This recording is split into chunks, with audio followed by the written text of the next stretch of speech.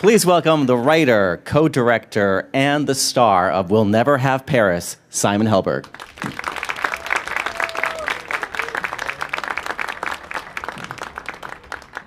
Congratulations. Thank you, guys. I got a chance to see the movie last night, Simon. It's a lot of fun. It's very, very funny.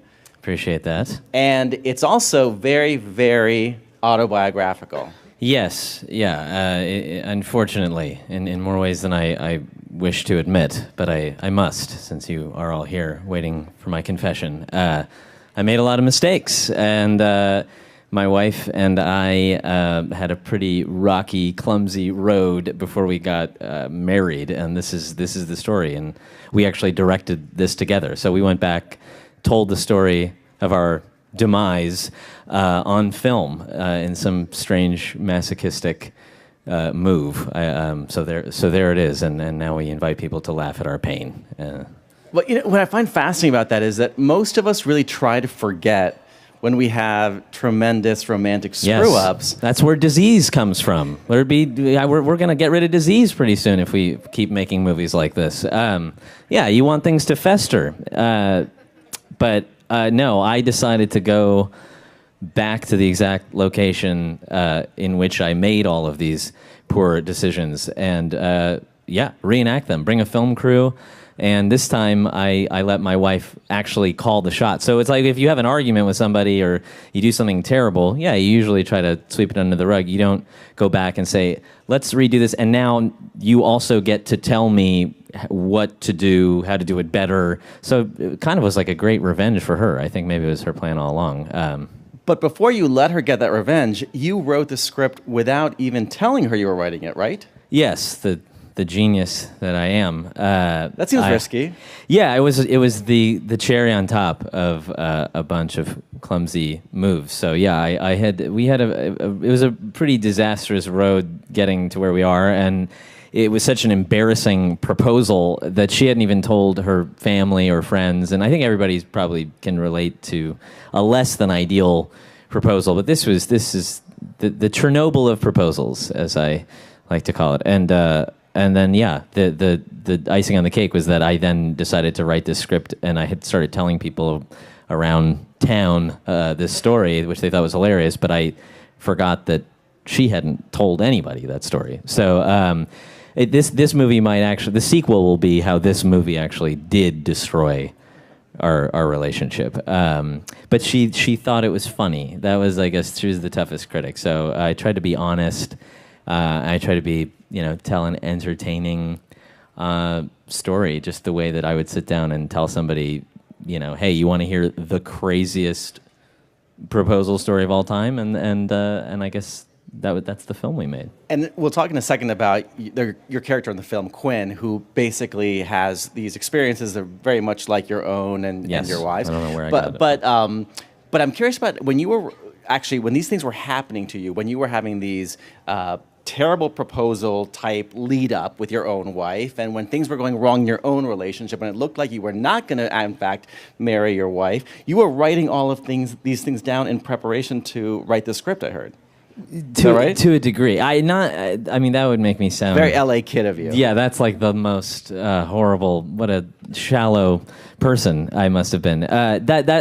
Not exactly writing it down like to in the hopes of one day making a movie out of it. Exactly. It was more so that I would believe that I was actually experiencing those things because they were that insane. And following her to Paris and her meeting a Frenchman and having to stay in the apartment that she was subletting from that Frenchman. So I was staying in this guy's apartment that she was falling in love with, sleeping in his bed. He was gone. That would have been really crazy. But it was just, so it was like I started writing it down, and I don't know if I was if the movie was being informed by these decisions, or my decisions were being informed by romantic comedies, or as I was sitting on an airplane going to France, I definitely had a moment of like, oh, this is straight out of a romantic comedy. This is Act 2. Yeah, exactly. Yeah. This is going to blow them away. Except usually, though, you show up in France, that's the happy ending, the right? Sweet.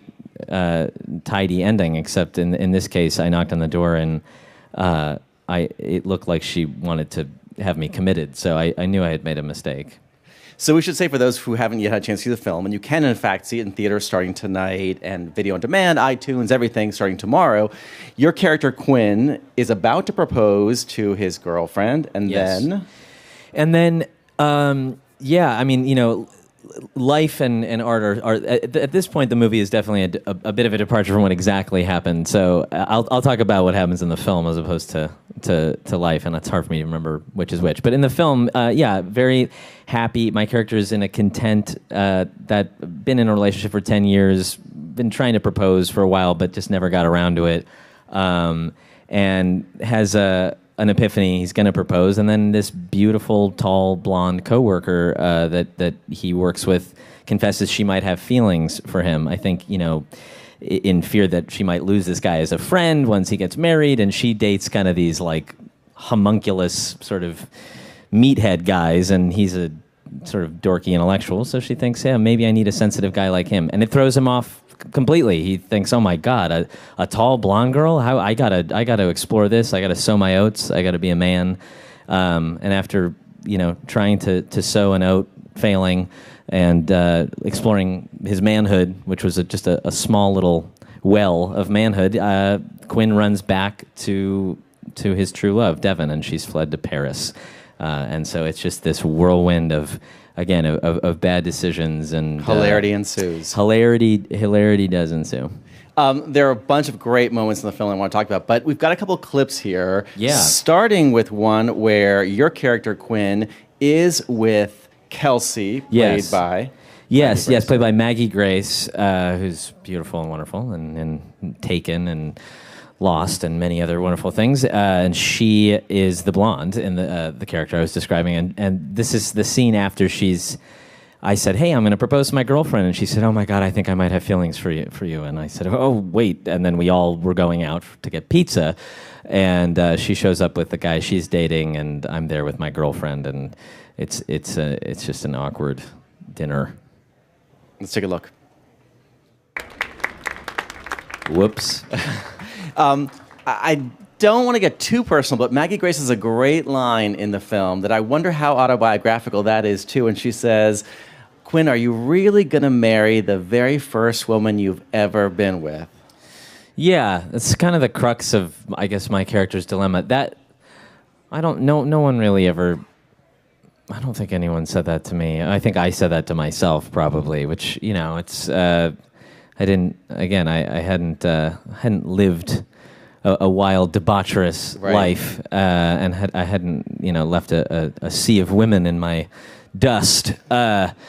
So I was confused, and I thought, well, God, I don't know. I'm 25, and should I marry really essentially the first girl that I've ever been with? Is that what's going to happen? Am I going to get curious? And this girl just said she liked me. I think the floodgates are about to open here, and let the ladies in. And then I just stood there, and the gates creaked open and then creaked closed. And so so I think that was the dilemma. It's kind of, and I think a lot of people have that. And when you're going to get married, do you get married?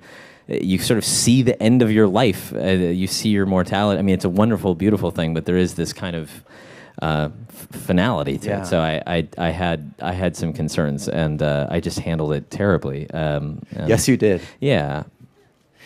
Did your wife, Jocelyn Town, who co-directed the film with you, have any trepidation about going through this process again through the making of the film? Yeah, I mean, I think naturally it was... I swear it's not really until like moments like this or the last 2 days where I'm like, oh, wait a minute, we just made that. That's going out into the world, that everyone can go see it. I'm not here to tell you not to go see it, but oh my God, it gives me a little heart attack when I think of people being on their own free will. You should see it, and I'll have a heart attack either way, just throughout the day, many little palpitations. It's a vulnerable thing. I enjoy, I think, I wanted to show this raw underbelly, I guess, of myself and what I thought maybe other people might relate to, and it's the most humiliating side and experience in my life, and I don't know, I guess I get some kind of weird perverse joy out of just saying, hey, here I am, warts and all, and it's not the most favorable light, but it's for me, I guess it was real, and I think I don't know, people tend to hopefully connect to things that are real. Well, and not only that, but I think you've taken on lots of big jobs and responsibilities in a feature film like this. You've written before, obviously, but this is the first time you've written a feature film. This is your first time co-directing a feature film. Yeah. And you are literally like in every scene in this movie, so you are front and center. It's a great ensemble cast, Yeah. but the camera is squarely on you. Yes. How did it feel to move from someone who really, obviously, you work in ensemble comedy every week, how did it feel to basically go right sort of front and center and have that responsibility on your shoulders?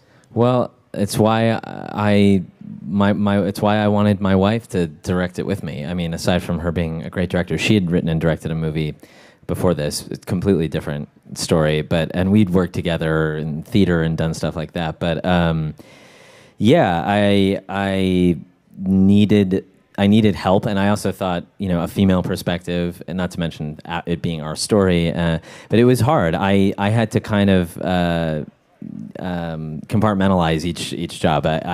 When I showed up on set, I really wanted to just be an actor and be there for the other actors and for my performance. And even though I'm playing a version of myself, it still was a demanding, challenging role. And then do all the prep work at home as a director the night before and get so I tried to kind of, and then do writing. I wrote it before we started, obviously. So I tried to sort of isolate them, but very hard. If you're making a movie, maybe don't have the character be narcissistic, because then they'll tend to be in every scene, because this guy was obsessed with himself and couldn't get out of his own way. And then I made a movie about it, where I played every role outside of the, on the other side of the camera. So yeah, I tried not to be too indulgent, but there's a Lena Dunham thing going on there. What's that? Like a Lena Dunham thing going on. Yes, all these responsibilities. That's a compliment. Yeah. Yeah, So no, for sure. Yeah. So it was very challenging. Was it tough to convince folks to back this movie, because it's a very personal story, and then you also have you and your wife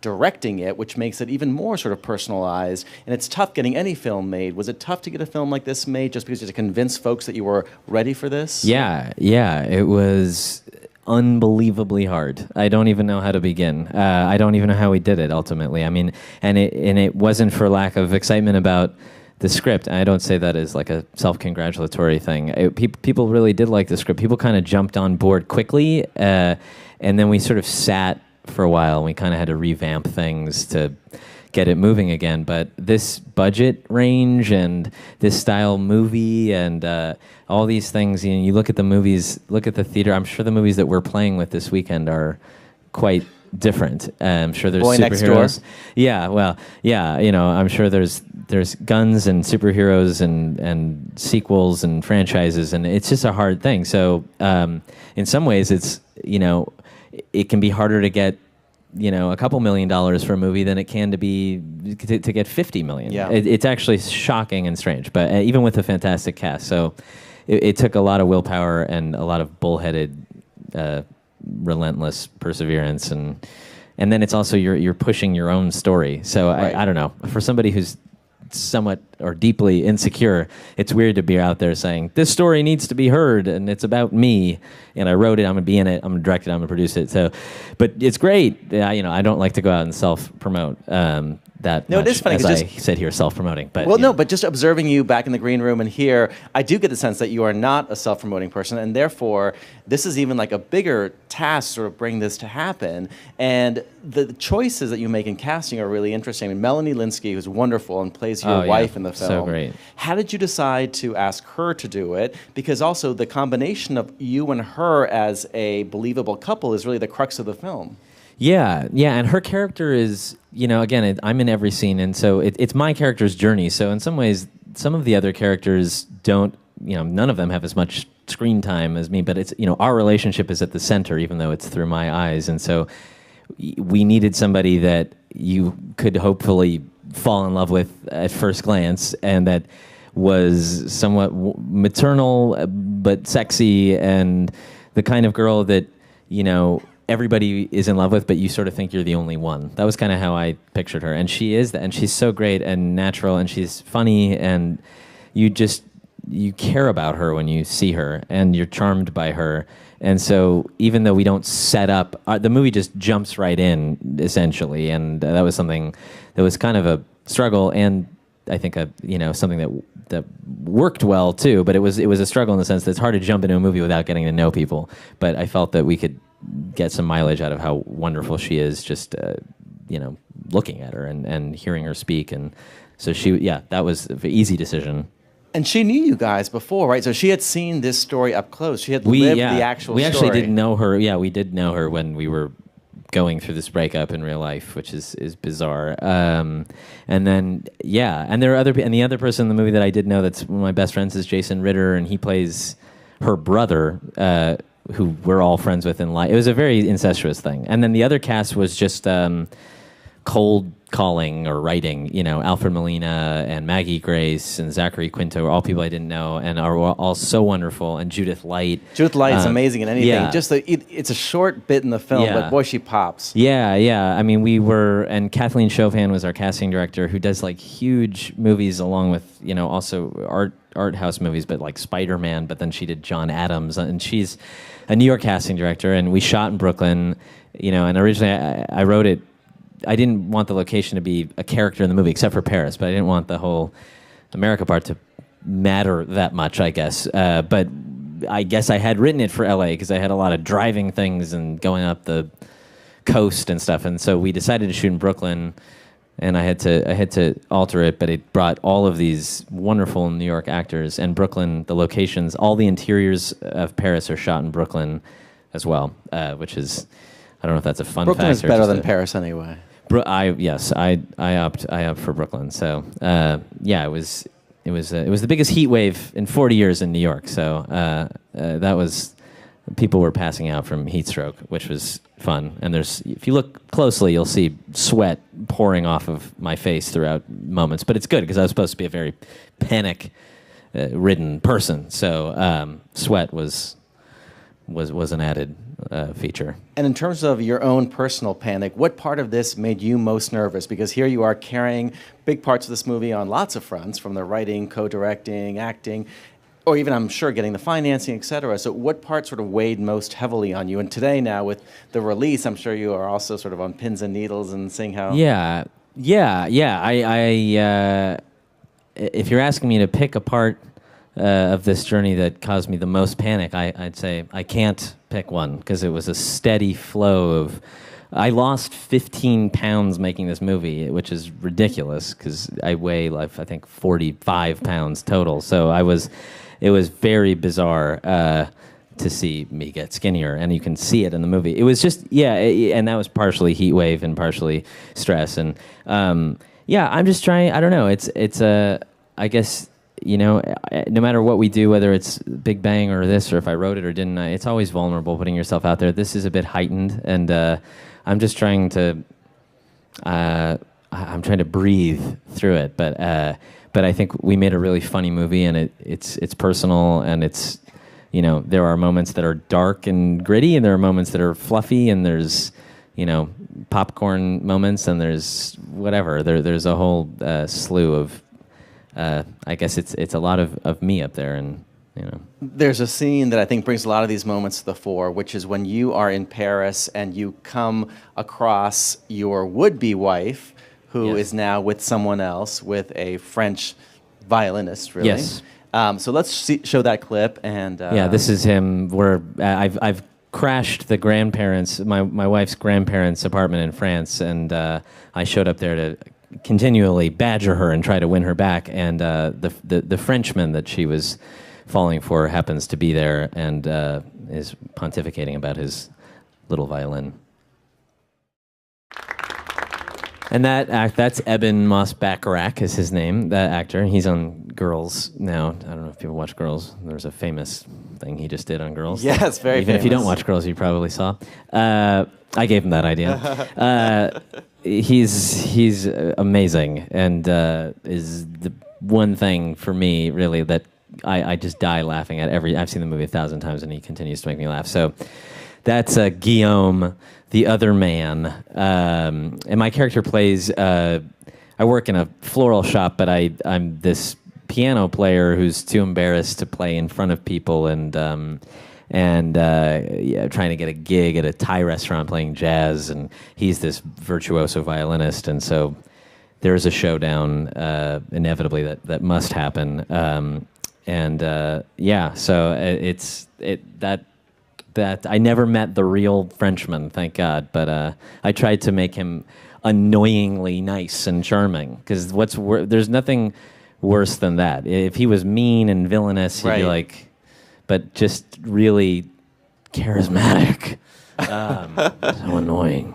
There's some great scenes with him in there. Yeah, it really does work. We're going to take questions in a second. I just want to ask you a question about what lessons you were able to bring, and maybe there aren't any, or maybe there are many, from your experiences on Big Bang into a set like this, because it's obviously a very different experience. I'm curious what things felt very much the same and what things felt like you were literally recreating the wheel.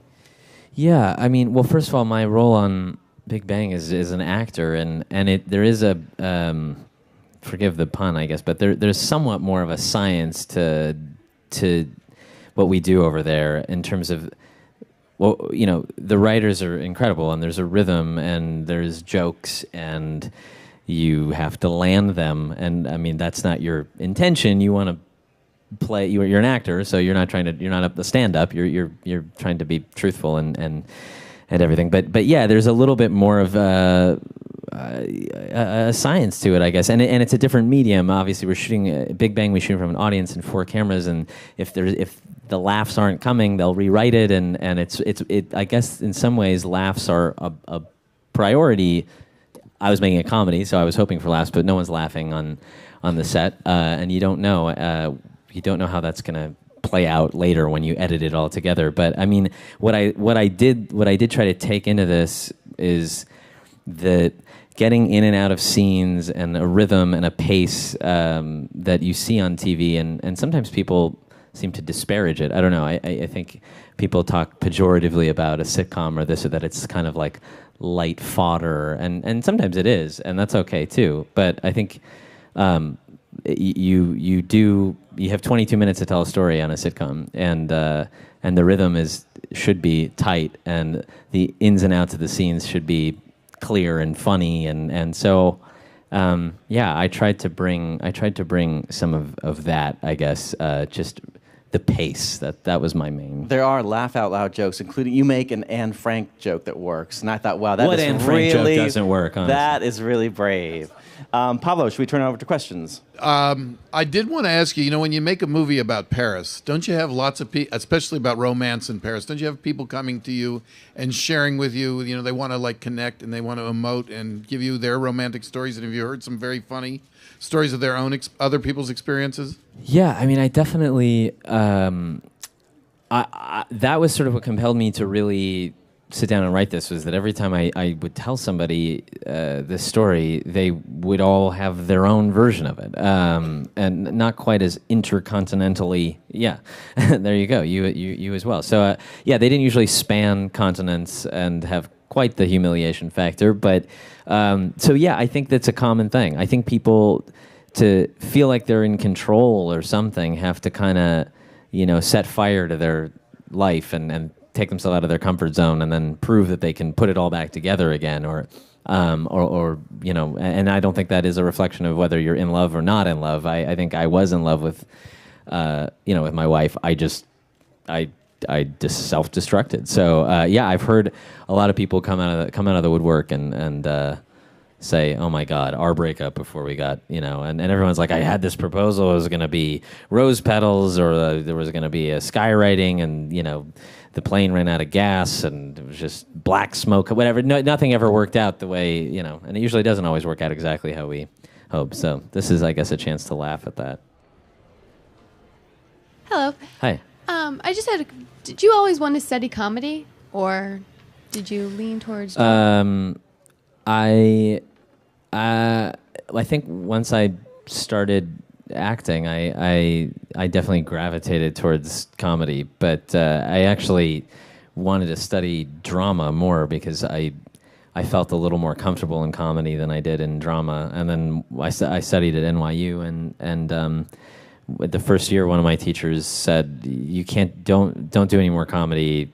you need to only do drama because I just was comfortable with that. And so I did kind of get forced into studying, Richard II and doing all of these, Chekhov and Greek plays and things that, although Chekhov is kind of comedy, ultimately. That's the secret of Chekhov. There it is. I told you. So yeah, I obviously love doing comedy, but it's kind of all the same, really. I think at the end of the day, just whatever the writing is, will dictate. You're all always trying to do the same thing out there, but. Yeah, hi, I just wanted to ask, what's your favorite movie, like ever? My favorite movie ever? Oh wow. It's hard to pick one. I mean, I would say Annie Hall is up there, and Tootsie is up there. Dog Day Afternoon is one of my favorites. I know that's 3 movies, but they're all kind of like, those are movies that have changed me or inspired me, or that I would watch no matter what time of day, and yeah, so those are some good ones. Hi, Simon. Hi. You look great. I know. I actually had 2 questions for you. Yes. When you decided to make this film, did you already have this story in mind, or did you have another story? When I decided to make this film, Or I guess a film. Yeah. I didn't really go about it that way. Actually, I went about it by the story first. I wanted to tell this story, so I didn't decide that I wanted to make a movie. I wanted to make this one, and I think that, I don't know, I think that's sort of a good way. It's a good barometer, I think, to have in terms of what you do. For me, I mean, everyone's different, but just I felt, I have to tell this story. I don't know if I want to be a director exactly, but but I have to direct this, and that's, I guess, the way that I would probably choose things in the future. And yeah. Yeah, I think that actually makes a lot of sense. And then my other question was, do you think you're planning to make additional movies after this, or what? I guess what's your plans? I guess if I'm compelled to tell a specific story, and in terms of directing, at least acting, obviously I'm a whore. I'll do anything. So what do you got? No, yeah. So I that's sort of where I'm. I don't have a plan at the moment to direct another thing, but always thinking of ideas, and yeah. Hi, I was just wondering if working with Aaron Sorkin on Studio 60 impacted the way that you wrote, because he's known as being a specific writer. Yeah. I mean, I hope I could, 1/millionth of his talent rubbed off on me. I think there is something. Again, I don't know, talk like rhythmic about. I mean, he's like, it's like David Mamet, or there's a song. I mean, sometimes literally with Aaron Sorkin, but that rhythm of things, and it's, and obviously a lot of his characters are versions of him, and sometimes he gets criticized for that. But I think that's fantastic. But yeah, I think the rhythm of it is a huge part. I don't know. I think it's like writing a song. The notes are part of it, but the rhythms are pretty essential. And so from him, when I hear that kind of musicality, it probably resonated with me somewhat, at least subconsciously. There's no like political drama in my movie. I definitely didn't go down that road. And he has so many phrases that I think he always says, like, for what it's worth, or for my money. So I don't think I butter both sides of my bread. None of those kind of slick colloquialisms. And not a lot of steady cam shots. So, yeah. What made you want to become an actor, and what is the hardest thing about it? Man, I think I grew up around it. My dad is an actor, and I guess I saw all sides of it. I mean, I saw the hard parts of the business, and successes and failures and everything in between. And so I knew it wasn't glamorous or easy. But I thought, well, I'll try out for a school play, and I think maybe I could make people laugh, and maybe more girls will see me be funny, therefore increasing my odds at maybe hugging a girl, holding her hand, touching the side of her face, things like that. And so I auditioned, and I probably butchered what was this incredibly dramatic play. I had one little scene, and it was I turned it into a farcical comedy, but I got huge laughs, and I thought, oh, this is fun. And I was doing a lot of music before that, and I kind of dropped doing that and went to college to study at NYU. And so I guess I didn't finish. I'll be honest, I didn't finish college, but I do really recommend studying. I think that is gonna. You'll also know if you really want to do it, I think. And yeah, I mean, that the hardest part is that the most successful person out there has had probably 1,000 to 1 rejections, that's the top of the 1%. It is for every job, it's 1,000 rejections. And even within the job, it's really hard. I don't know. It's hard to make sense of being rejected that much, and feel like not feel rejected. I guess I think it's like you're inevitably putting your fate in other people's hands, and so to maintain some kind of belief as to why you're doing it or confidence while inherently in the job, it's just a slew of rejections, and sometimes has nothing to do with you or your talent, and sometimes it does. But it's kind of. I guess the perseverance of it is challenging, but and I've had many rejections, and they all hurt, and they still hurt. So in some ways, you get more vulnerable even with the more success you have. So that I don't know, that vulnerability, that's hard. That's the hardest part, right? That's the hardest part, like in acting.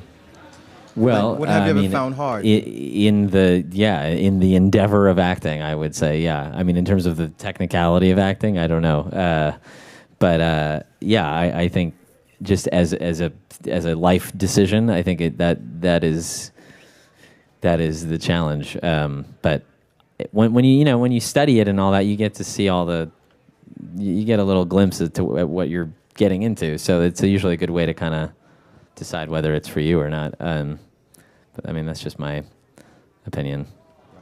Thank you. Hi, Simon. Hi. I have a question. How did you come up with the name "We Will Never Have Paris"? Is there a story behind it? Well, in Casablanca, there's the famous line is "We'll always have Paris," and you see what I did there. So yeah, it's just a play on that, somewhat of an anti-romantic comedy, and Paris murdered me. The most romantic city in the world, not a great place to have to be breaking up. That city it's just a monolith of romance, and it dwarfed me, and sent me back home crying in a puddle of tears and anxiety. And yet now you always do have it, because now it's commemorated Yes. forevermore in your film. Whoops, I didn't think that through. Why did I do that? Too late. Simon Helberg, thank you so much for being here. We'll never have Paris.